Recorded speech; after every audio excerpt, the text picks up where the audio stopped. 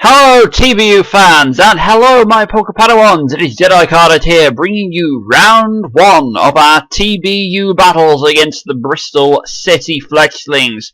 So as you can see, I brought Rotom Wash, Zygarde, Quagsire, Mr. Mime, Snorlax and Skuntank, and our opponent brought to this game Thunderous Eye, Garchomp, Mega Aldino, Talonflame, Clawitzer, and Dusclops. So a couple of things I was expecting, a couple of things I wasn't so much. I think the thing I wasn't the thing that was least expected on my opponent's team was Clawitzer. But everything else I kind of expected to see. I wasn't sure about Thunderous, to be fair, because of Sceptile and Quagsire. But there it is, as brazen as day. So this is our first match for the TBU. So yeah, let's get into it and we'll go through how I did. Okay, so here we go, guys. This is the start of the match. Are you excited? Because I know I am. I still am. So I opened with Wanky Washer himself, the Rotom Wash, and our opponent opens with Thunderous Eye. Now at this point, I did a bit of calcing in the first turn, trying to work something out. I actually ran out of time. I was going to go for the Hydro Pump, or switch it to Quagsire, and I ran out of time and it selected Thunderbolt for me. So it did some decent damage though, so I was happy about it. I was fairly satisfied with that.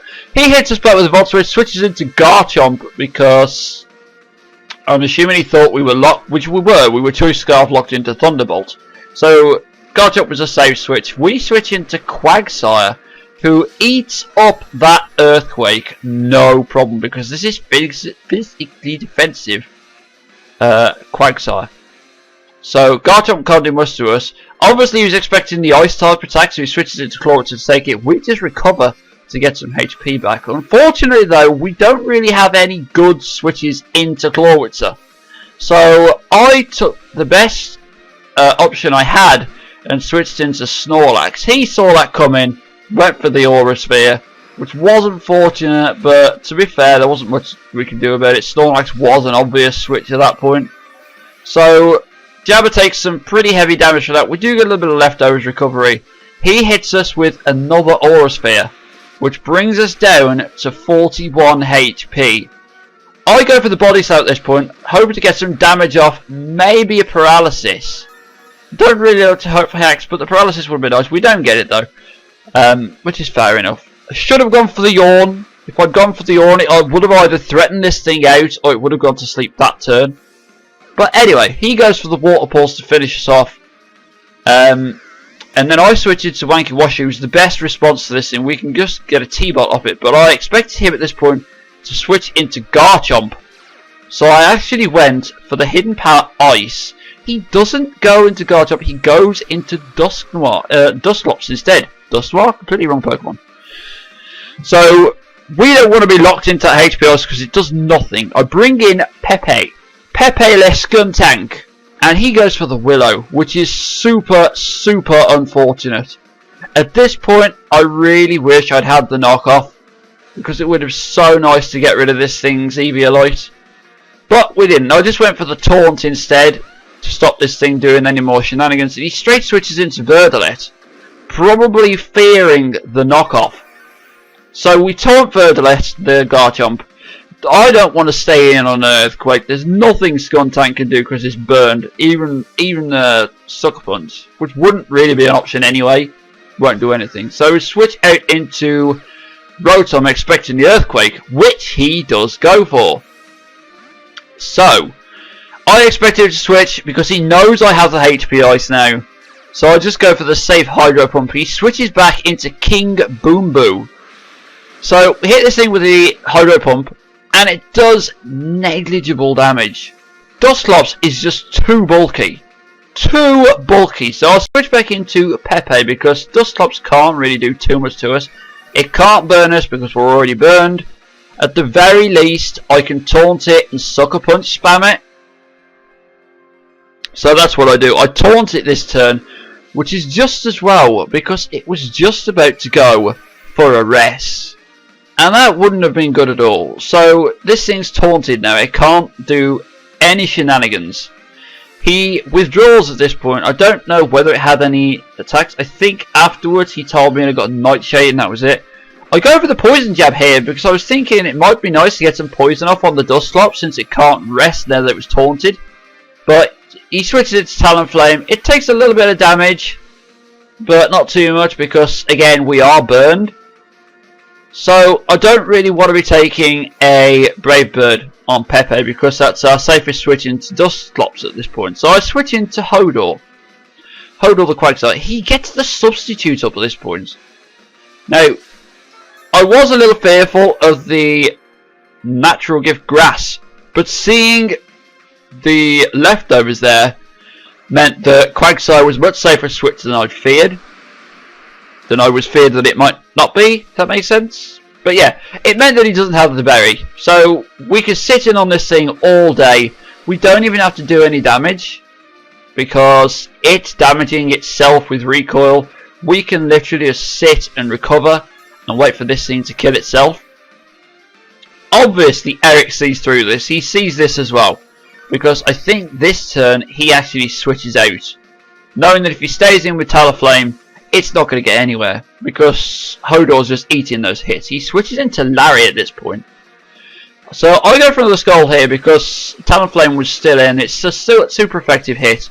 It does get rid of any substitutes if you wanted to set another one up. At this point I expected it to start setting up the Calm Minds. So I clicked the Earthquake, thinking that if I can attack its physical defense, I might do a little bit more damage than I would on its special defense. And then he reveals the Grass Knot, which I did not see coming in a million years. And he takes down Hodor, which is huge because Hodor was such a wall for some of his Pokemon. So now I switch in Mr. Mime. He goes for the Flamethrower, showing that this thing has quite some coverage. Obviously he's expecting Scizor to come, and Flamethrower was the obvious counter for it. So he hits us with the Flamethrower. It does actually break our sub, surprisingly. I was expecting Mr. Mime's special defense to come through and maybe the sub would last, but then Mr. Mime has virtually no HP. So we go for a Psyshock. He breaks our sub. We do bring this down to below half.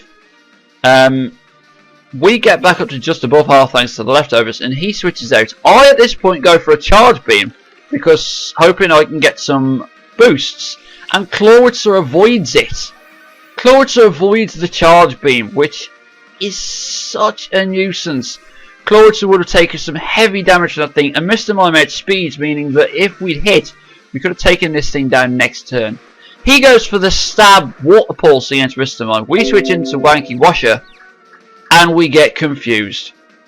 We get the confusion hacks from the Water Pulse, and then we hit ourselves. So he just finishes us off with Water Pulse. So that was really, really unfortunate because Wanky Washer may have been able to finish that thing off with a Thunderbolt had it not hit itself. So I bring in Zygarde here, thinking that I could probably take this thing down with a Earthquake. So I go for that Earthquake, knowing I like speed thanks to the Choice Scarf, and it lives! It lives and reveals that it carries, reveals the Ice Beam, taking down Zygarde in a single hit. I honestly thought we could take it down with the Earthquake. Alas, I clearly over-predicted Zygarde's power and underestimated Clawitzer's HP. So we bring back in Mr. Mime, knowing I can outspeed, and finish this thing off with a Psyshock. It was a crit, it doesn't matter, because it was going to go down anyway to it. So now he brings back Terrence, the Talonflame. I can't do a thing against this thing. It'll just wipe out Mr. Mime in a single Bravery Whip. I bring back Pepe. I don't really know why I brought back Pepe, because Pepe can't do anything either. I guess at the very least I could get a Sucker Punch, baby, but even that's out prioritised because of the speed difference. So Pepe goes down to a Brave Bird. I switch back in with my only remaining Pokemon, which is Mr. Mime. And Terrence the Talonflame takes us down with one final Brave Bird. So there you go, folks. That was our game. We did get screwed over by a couple of hacks. We missed that rather important charge beam, and then we got confused by the water pulse. So Kloritzer really came through for Eric in that game.